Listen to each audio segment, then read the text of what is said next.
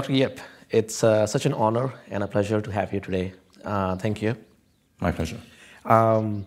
Based on your vast experience in international business and more specifically your endeavors in China, what I was really tempted to ask you is the Chinese institutional environment is growing, means it's still, the institutions have not fully developed, they are in the process of maturing. That has left a lot of space for IP violations, intellectual property rights and issues, and a lot of companies are rightfully concerned.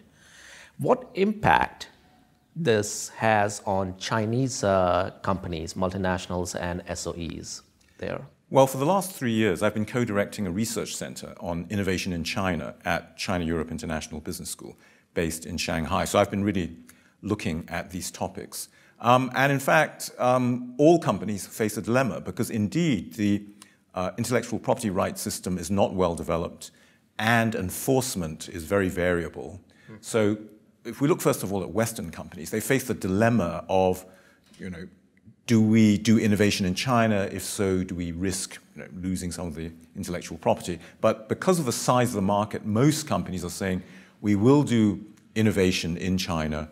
The more conservative play is to do adaptation of the products just for the Chinese markets, so not fundamental innovation. Okay. And they've been doing that now for the last 20 years, but initially it was adaptation to be able to produce at all. Then the second phase was sort of market-led adaptation to make the kinds of products that Chinese consumers want more. Mm-hmm. But now there's a third stage because of the very large numbers of Chinese scientists and engineers at lower cost, and by the drive by the Chinese government also to build up scientific and technological innovation in China. Okay. There is now the opportunity to do state-of-the-art technology-based innovation in China, and some companies are embracing it. So Microsoft, for example, okay, has really done this. Many of the pharmaceutical companies are doing this. Others are a bit more reluctant, but there are strategies for dealing with the IPR issues. For example, you could split up what you're doing so that you don't do all the development in one place. Okay. You might even put it together back home, but you've sort of broken up the different parts in China. You obviously need strong contracts with the employees. Keep the employees happy so that they stay with you is another approach as well. On the other side, Chinese companies are now, the big ones are developing their own intellectual property. So they're pressurizing the government to enforce intellectual property rights more. Right. So in terms of the specifically multinationals, Western multinationals or multinationals from emerging markets, etc., what challenge do you see in terms of them protecting their intellectual property in China?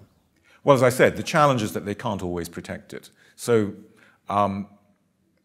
they have to change their product designs quickly, stay ahead of the copiers. Second strategy is to sell systems rather than products. So systems are rather hard to imitate. But the Chinese counterfeiters go quite far. For example, they counterfeit entire Apple and IKEA stores. So it's not just the products sold. It's not just fake Apple products. There are fake Apple stores. Is that true? Yeah. Wow.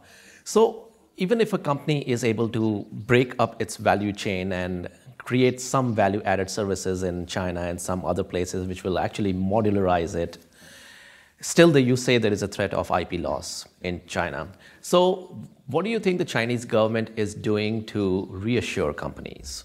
Well, no, the Chinese government is paying more attention, but the big issue is enforcement.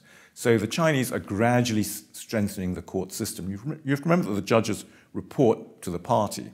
So really the party can influence their behavior directly. But you also have to remember that the central government, despite outward appearances, is not all powerful. So they have to deal with local governments, and then the local governments have faced pressures from the local companies. So, local companies with connections to local governments, they may be violating IP, and then it's quite hard for the central government to put pressure on the local courts and the local governments to stop. That is interesting. And actually, my last question really is that now from the consumer perspective, the Chinese consumer perspective, is the Chinese consumer perceptive enough of these, I would say, lack of the word, fake products or fake stores you mentioned, or are they willing to accept it? And no, Chinese consumers are quite aware of it. And in fact, many consumers now have a dual brand personal strategy. They'll buy the real thing, the real Louis Vuitton handbag, and use that for, perhaps formal occasions. And then they'll buy the fake one for everyday use. Okay. Actually, this started in Japan, and now the Chinese are starting to imitate this practice as well. So they do indeed know that.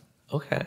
And just, I can't resist asking you this, but since your experience in international business and consumers in China too, do you see the rise of premium brands there in China? You probably do. Chinese brands. Chinese brands.